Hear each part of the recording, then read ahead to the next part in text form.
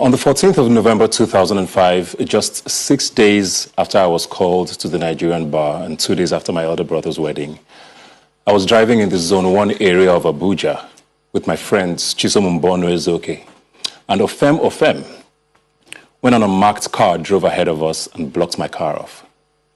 Then a man in plain clothes came out of the car with a gun and pointed it at us. Of course, my instincts kicked in, and I thought he was an armed robber, so I kind of found a way to maneuver and speed off. He jumped in his car and chased after us. I wasn't sure where I was going, but I just kept driving.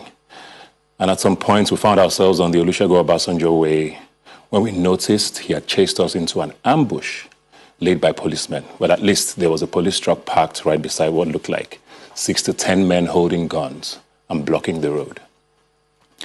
And then in what is still the most chilling moment of my entire life, we watched the men raise their guns at us and open fire.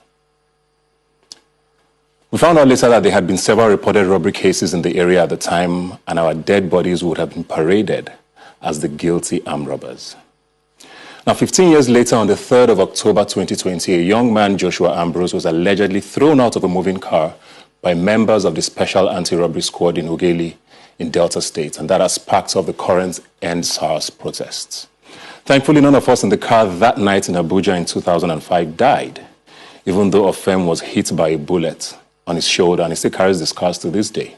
He has gone on to do so many things, including being the MD of Smart City Lagos. Chisom, who was also in the car, is now a leading presenter on SuperSport.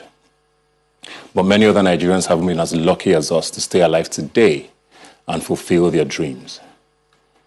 Kolade Johnson was killed by the police. Anita Akapsin was killed.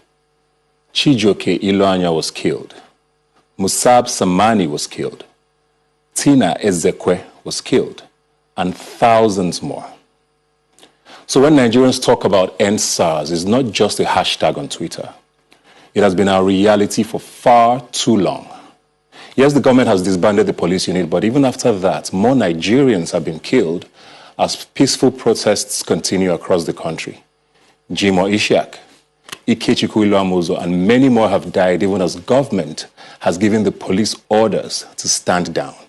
As recently as yesterday, more lives were lost in Osogbo. This is not a political movement. It's literally Nigerians telling the government to give them a chance to just be alive. It's the most fundamental human right, and everyone has earned that right. So the government must be seen to be acting and not just speaking, because as long as the words of those in authority don't match what Nigerians see on the streets, trust will continue to slip away. And hopefully, this does not continue to be the case for much longer.